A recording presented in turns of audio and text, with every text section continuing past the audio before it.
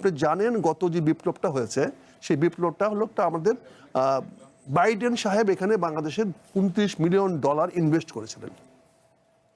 Invest করে এখানে অনেককে পিটার হাস অনেক লোককে ভাড়া করে করে করে করে এনজিওকে, আমাদেরকে সামরিক অফিসার, প্রশাসনিক অফিসার, পুলিশের লোক, ছাত্র, বিভিন্ন দিক করে একটা সুন্দর করে একটা বিপ্লব সাজিয়েছিল। এটা বাস্তবতা, এটা সহজ হয়েছে। এই সরকারটা তারা এনেছে ক্ষমতায়, এটা হয়তো স্বীকার করবে না সরকার। কাজে এই সরকার তো তারা বিভিন্নভাবে ষড়যন্ত্র করে ক্ষমতা আনছে। বিরোধী দলীয় নেতা ডাক্তার শফিকুর রহমান বলেছেন, আমরা নির্বাচন চেয়েছিলাম কিন্তু নির্বাচনের নামে ষড়যন্ত্র চাইনি। তিনি বলেছেন ষড়যন্ত্র করা হয়েছে এবং ইন্টারিম গভর্নমেন্ট যাদের পরিচয় আসলে নিরপেক্ষ ছিল তারাই এই ষড়যন্ত্রে শরিক ছিল। এবং তিনি আরো উল্লেখ করেছেন যে তারা স্বীকার করেছেন যে তারা ষড়যন্ত্র করে 11 দলকে হারানো হয়েছে। জানতে চাই, নির্বাচনের 5 মাস পর হঠাৎ জামায়াতের আমিরের এই অন্তর্বর্তী সরকারের বিরুদ্ধে এই অভিযোগ কেন তুলেছেন? ধন্যবাদ আপনাকে, ধন্যবাদ আপনার অনুষ্ঠানে আমাকে আমন্ত্রণ জানানোর জন্য। আমার অনেকগুলো পরিচয় আপনি দিয়েছেন, ধন্যবাদের জন্য। কিন্তু আমি 2 টার্মের জন্য এমপিও ছিলাম, সংসদ ছিলাম 91 সনে এবং 96 সনে। যাই হোক, সেটি বড় কথা নয়। দেন এই কথাটা তো প্রথমেই তুলেছেন আমাদের স্বরাষ্ট্রমন্ত্রী জনাব সালাউদ্দিন। উনি সংসদে মাননীয় প্রধানমন্ত্রীর কাছে সরাসরি আবেদন করেছেন যে অন্তর্বর্তীকালীন সরকার দুর্নীতি করেছে, তাদের বিরুদ্ধে ব্যবস্থা নেওয়া হোক। আমি জানি না সেটা আপনার তখন পিক আপ করেন নাই। যেখানে সরকারি দলের স্বরাষ্ট্রমন্ত্রী সরাসরি সংসদে দাঁড়িয়ে মাননীয় প্রধানমন্ত্রীর কাছে বলতেছে, বিচার দিচ্ছে যে এখানে অন্তর্বর্তী সরকার দুর্নীতি করেছে, তাদের বিচার হওয়া দরকার, আপনি বিচারের ব্যবস্থা করেন। উনি সরাসরি তাকে আহ্বান জানিয়েছে। আজকে আমাদের মাননীয় বিরোধী দলের নেতা স্পষ্ট করে বলেছে, হ্যাঁ তারা দুর্নীতি করেছে। তার মানে সরকারি দল বিরোধী দল উভয়ে এখানে ঐক্যমত পোষণ করেছে যে ডক্টর ইউনূস সাহেব এখানে দুর্নীতি করেছে এবং এই দুর্নীতির বিচার হওয়া দরকার। এবং এখানে সবচেয়ে বেশি আরো স্পষ্ট হয়েছে যে আপনি বলেছেন যে প্রশ্ন করেছেন বিদেশিরা কেউ আছে কিনা। আপনি জানেন গত যে বিপ্লবটা হয়েছে সেই বিপ্লবটা হলো আমাদের বাইডেন সাহেব এখানে বাংলাদেশের $29 মিলিয়ন ইনভেস্ট করেছিলেন। ইনভেস্ট করে এখানে অনেককে পিটার হাস অনেক লোককে ভাড়া করে করে করে করে এনজিওকে, আমাদেরকে সামরিক অফিসার, প্রশাসনিক অফিসার, পুলিশের লোক, ছাত্র, বিভিন্ন দিক করে একটা সুন্দর করে একটা বিপ্লব সাজিয়েছিল। এটা বাস্তবতা, এটা সহজ হয়েছে। তারপরে ডক্টর ইউনূস সাহেব আসা ক্ষমতাটা আমাকে বসে গেলেন বাইডেন সাহেবের বদলতে। যদি বিপ্লব হয়ে থাকে, আমাদের বক্তব্য ছিল বিপ্লব হলে বিপ্লবী সরকার হবে। ডক্টর ইউনূসকে, উনি তো বিপ্লবের সঙ্গে ছিলেন না। এখানে বিপ্লব করেছে, মাঠে ছিল আওয়ামী লীগের বিরুদ্ধে ফাইট করেছে বিএনপি লাগাতার 17 বছর ধরে। এখানে ফাইট করেছে জামাত ইসলাম, ফাইট করেছে অনেক আমাদের যে ইয়াং জেনারেশন। তারা সরকার গঠন করবে, তারা বিপ্লবী সরকারে বসবে, তাদের মধ্যে বিপ্লব হবে।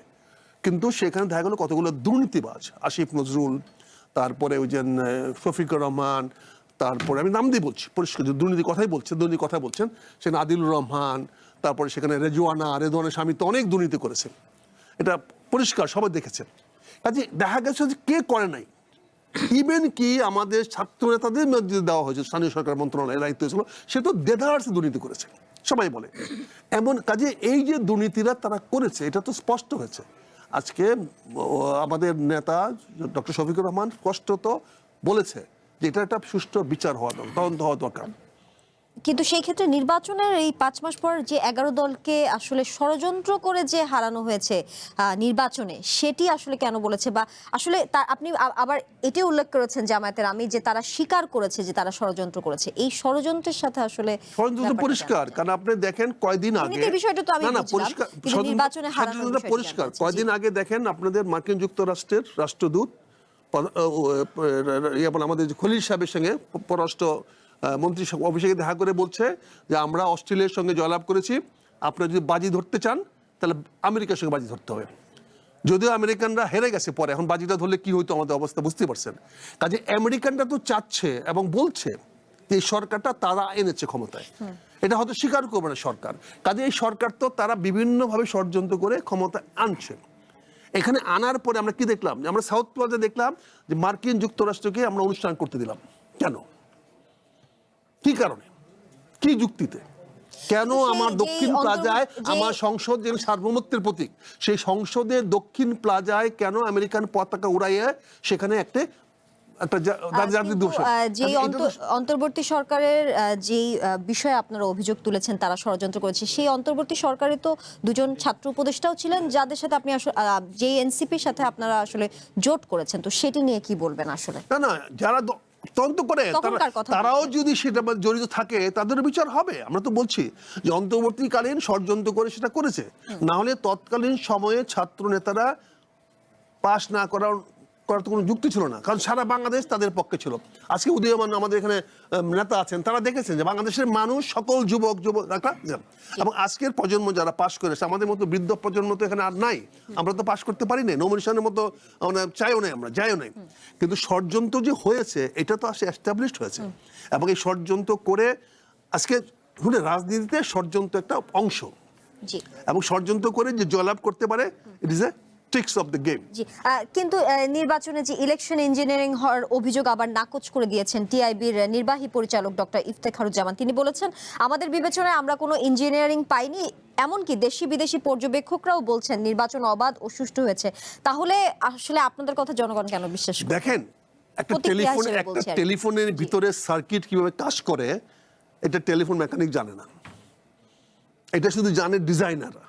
ইফতেখারুজ্জামান সাহেব বলেন একটা এনজিওর একটা ভাড়াটিয়া লোক, তারা কদিন এত ইয়ার সঙ্গে ছিল, অন্য সরকার এখন ছিল, বিভিন্ন সংস্কারের সঙ্গে ছিল, কই কিছু করতে পারছে? তারা কথায় কথায় দুর্নীতি দেখে, অন্য সরকার দুর্নীতি তারা দেখে না। তারা সারা সব লোক, আওয়ামী লীগের দুর্নীতি দেখে, বিএনপির দুর্নীতি দেখে, তারা বিএনপি যতবার ক্ষমতা ছিল তাদের দুর্নীতি দেখেছে। আর এই ইফতেখারুজ্জামান সাহেব গত 2 বছরের কোনো দুর্নীতি দেখে নাই। কাজে এই সমস্ত যে কি বলে যে ওই যে পরজীবী লোকগুলা যারা অন্যের কথায় উঠে বসে এবং তারা রাজনৈতিক দলগুলোকে সবসময় চলে, রাজনৈতিক দলকে অবমূল্যায়ন করতে চেষ্টা করে, রাজনৈতিক দলের প্রতি তারা সবসময় একটা আক্রোশ নিয়ে কাজ করে। কারণ উনি তো 2 বছর ছিলেন, উনি বুক ফুলে বলেন দুর্নীতি হয় নাই, আর ষড়যন্ত্র যে হয় নাই তাদের কি হচ্ছে আমরা কি দেখেছি? আমরা তো ইলেকশনে এমনকি সরকার, এমনকি আমাদের স্বরাষ্ট্রমন্ত্রী সাহেব বলেছেন যে আমরা যদি সংস্কারের দাবি না মানতাম তাহলে নির্বাচন হইতো না। তার মানে এটা ষড়যন্ত্র অংশ। মানে আমরা এই যে ষড়যন্ত্রটা কি জিনিস, একটা বলবো আর একটা করবো, এটা ষড়যন্ত্র। কাজে এখানে ষড়যন্ত্রের আলামত তো আমরা পাচ্ছি, এবং আজকে যে আমাদের দলীয় প্রধান বলেছেন এটা বলিষ্ঠ কথা বলেছেন, আমরা সরকারের কাছ থেকে সুস্পষ্ট জবাব চাই, এবং আমরা অবশ্যই যে কোনো মূল্যে আমরা অন্তর্বর্তীকালীন সরকারের দুর্নীতির তদন্ত চাই, বিচার চাই।